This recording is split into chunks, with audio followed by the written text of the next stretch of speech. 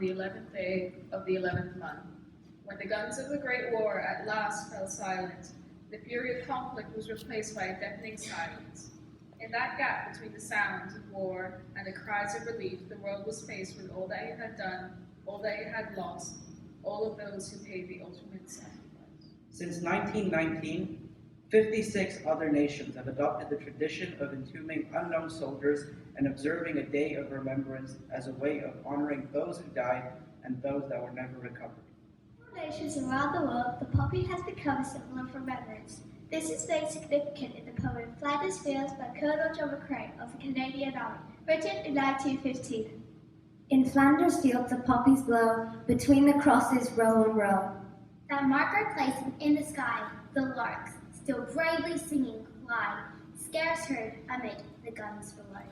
We are the dead. Short days ago we lived, felt dawn, saw sunset glow. Loved and were loved, now we lie, tender still. Take up our call with the foe, to you from pain has we flow. The torch be yours. Today we are gathered here to remember the lives of the men, women, and children who have suffered in conflict around the world, in the First World War, and in all the conflicts that have taken place in the 101 years since its end. Today we assemble to think about those who have fallen victim to the perils of warfare. We do not seek to glorify conflict, but to commemorate those who lay down their lives in the name of war.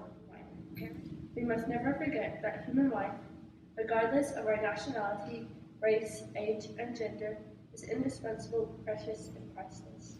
Soldiers from around the world on all sides and for countless generations have fought and died for their country. Despite their obvious differences, they have all possessed the same fundamental qualities. They possess pride, courage, and selflessness.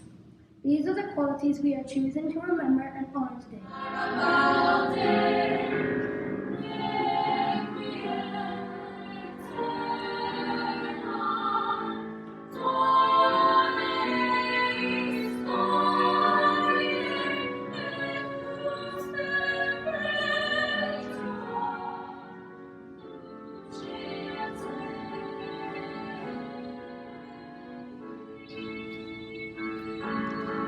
In the 21st century. Conflict is the greatest threat to children's rights and magnifies all other threats. Peace remains their best protection. This Remembrance Day, we honor and remember children across the world who have been involved in or affected by conflict. Earlier this month, UNICEF installed a tribute to children killed in conflict on the North Lawn of the United Nations complex. It was a graveyard, but in place of headstones were children's backpacks. Each one represented a child killed in conflict during 2018. 3,758 backpacks were laid out in rows on the grass. The sense of loss was overwhelming. It is estimated that well over 300,000 children in 18 countries across the world are currently fighting in wars or have recently been demobilized. At the same time, the number of children emerging from these traumatic circumstances has just drastically increased. 40% of these are girls. More shocking is the reality. We hope that in the name of Remembrance Day, we can all reflect on the violent and futile nature of the conflicts that are occurring around us right now, and look towards the future. Because of the intervention of his influential and famous father, that he was subsequently accepted into the Irish Guards Regiment. Kipling never wrote directly about the loss of his son, but My Boy Jack is a poem about mourning and regret, and also the importance of sacrifice. Have you news of my boy Jack? Not this tide. When do you think that he'll come back? Not with this wind blowing and this tide. Has anyone else had word of him? Not this tide. Oh. We remember when we love, when we give. We remember when we stop and forgive.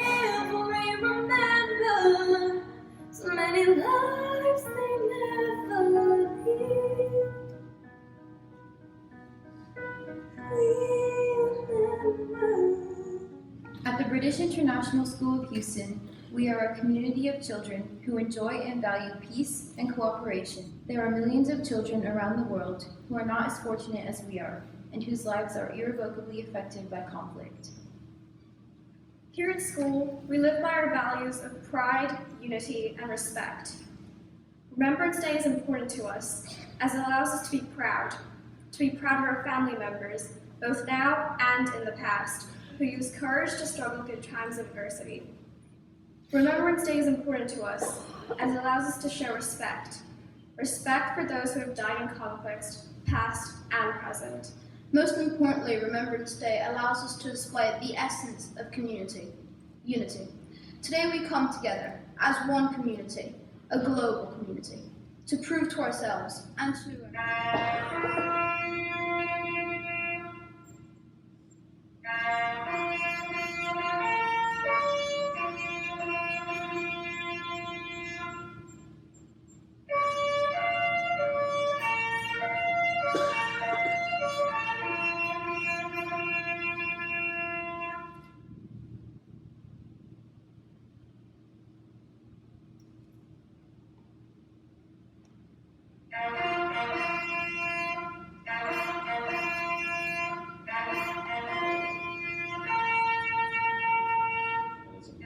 There are over 70 nationalities represented here today and within our school community.